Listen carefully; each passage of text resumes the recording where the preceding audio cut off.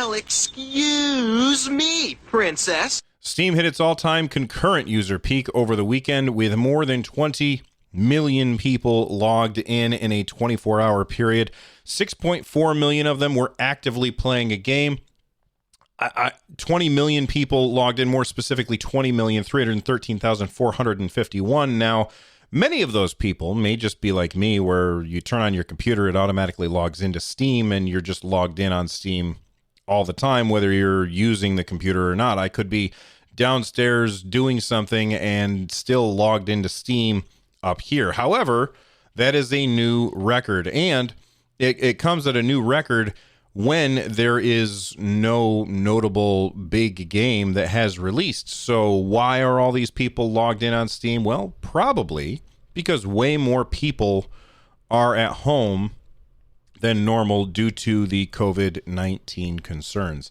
I think it's very, very interesting. I think that number's only going to go up as the next few weeks and months go by and more restrictions are placed upon people leaving their house and going places. I just found this to be very, very interesting. And I want to say thank you to the people who drop these stories in our Discord. There's a channel in our community Discord over at runjumpstomp.com/Discord. And there's a channel in there called News Tips Links Only. You can drop anything in there that you want me to talk about on one of my shows and just mention the name of the show that you think it should be on. Now you can play Donkey Kong on your ColecoVision, Atari VCS, or Intellivision video game system. Donkey Kong has multiple screens, just like the arcade game. We are getting a better look at the internals and the power, the tech behind the Xbox Series X. I have to say, Microsoft has been incredibly open this particular generation. Of course, they need to be. They effectively lost last generation, and so they're doing everything they can to build up hype for the next Xbox, the Xbox Series X, which Microsoft themselves just call Xbox, and this particular version of it is called the Series X. So there's no more Xbox, Xbox 360, Xbox. It's just Xbox. They just call it Xbox. Anyway, so we got to look at the internals of the Xbox Series X. There is a very interesting video by Austin Evans, who I suppose I should probably know who that is because they've got 4 million subscribers on YouTube, and Microsoft called out to them and said, hey, come on over and check out this thing. And he got to look at all of the parts just like laid out on the table and put it together himself, which was really, really cool. And he got to show off some of the features of the Xbox Series X. I highly recommend that you watch that video. I'm going to try to remember to put it in the show notes. Now, that being said, sometimes Bill forgets things, but if you go on YouTube and you look for Austin Evans, you're going to find this Xbox Series X hands-on gameplay and controller. Let me talk about what we got to see in the video. First off, I now understand why it's the shape that it is. It's kind of like when the weird garbage can looking Mac Pro came out, how that had like a central fan, and they were doing it this way in order to have just one fan with really, really big blades on it that doesn't have to spin super fast in order to cool the whole unit. And as Austin Evans put the Xbox Series X together, it made more sense to me why it was designed this way. I have to say, it has giant metal plate right in the middle of it that almost everything is connected to, that is going to pull the heat out of all of those all of those components. Just looking at the design of this as a non-engineer, I have to say it seems incredibly brilliant the way that they put this thing together, and I'm very hyped for the Xbox Series X. Now, let's move on from what the system looks like and talk about what he actually showed. So first off, he played a little bit of Minecraft, and it had ray tracing on, and then he showed this is with it on, this is with it off. Wow, what a difference ray tracing makes on Minecraft. And, of course, Minecraft is a Microsoft game, so they're going to have that support. And I'm sure that other games will also support ray tracing. I'm not sure, as somebody who does not make software, as somebody who is not a software engineer, I'm not sure how difficult that is to implement and how taxing it is on the system to implement. But whatever they were throwing at it with Minecraft was pretty impressive. It looks really cool. You've got to see it.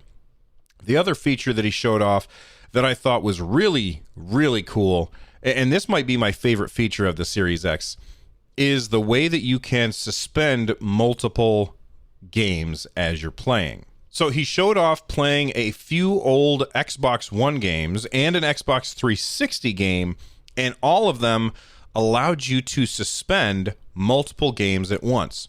So he started out by playing a game, and then he said, all right, now I'm going to switch over and play some Forza. So he switched over to play some Forza. It took maybe 5 seconds to switch over to the next game, and then he played Forza for a little bit, and he's like, okay, now I'm going to switch over to an old Xbox 360 game, and he switched over to that, and then he went back to the first game, and every time that he switched games, when that game started, he was in the middle of the game. There was no going to the title screen, loading things up. It was just straight into the game, and I thought that was really, really cool. He also showed how you can do the expandable storage and explained that every single game on Xbox Series X, games that are made for the Series X explicitly, those games all expect to be running on the SSD.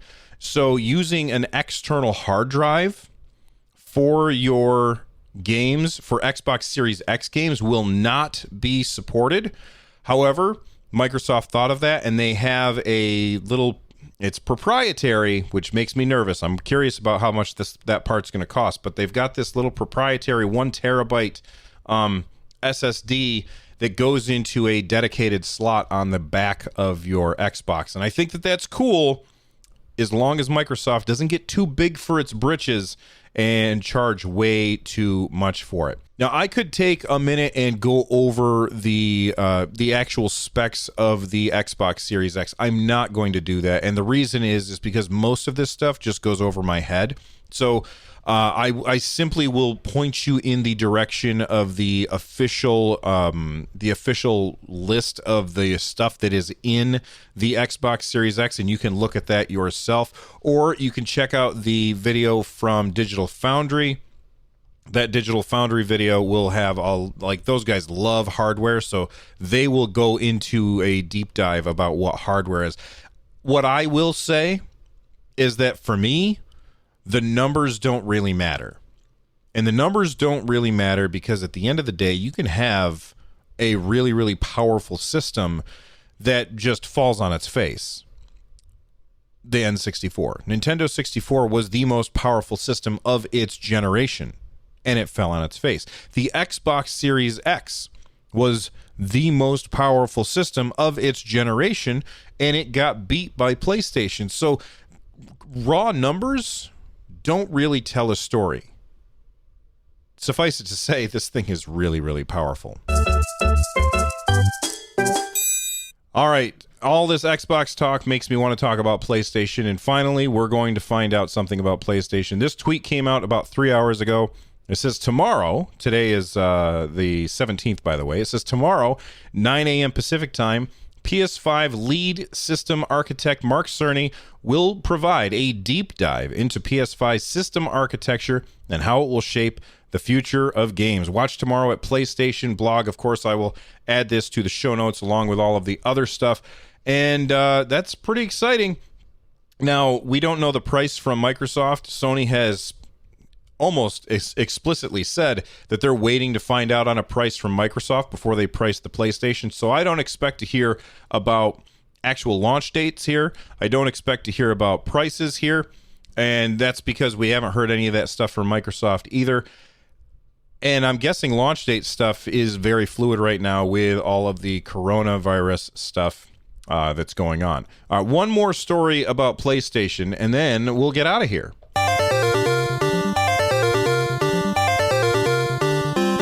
Jack of all controllers, at Jack Controllers on Twitter, has posted this very, very interesting story that links back to their website. It says Sony Interactive Entertainment plans to acquire the Metal Gear, Silent Hill, and Castlevania intellectual property from Konami. In addition, Hideo Kojima will be involved in both Metal Gear and Silent Hills if they get the rights. This is very interesting. Makes me sad because I don't know if I'm getting a PS5 this generation, and that would mean that these Castlevania games, these Silent Hill games, these Metal Gear games, they would all be exclusive to PlayStation, I'm sure.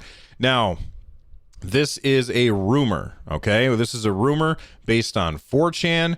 So, take all rumors with a grain of salt. But if this happens, are you happy about it? Because that means Kojima is then back in charge of those games that he was in charge of, and Konami kind of screwed him. Or are you upset that that it would be exclusive to PlayStation? Anyway, that's all from me today. Thank you guys for watching or listening, whatever it is that you're doing. I may turn this into a video on my YouTube channel. By the way, check out my YouTube channel, youtube.com/runjumpstomp. And I will see you all next time. Until then, you guys just stay really, really awesome, okay? Because you are awesome. Bye. Double Dragon 2, The Revenge for your Nintendo Entertainment System.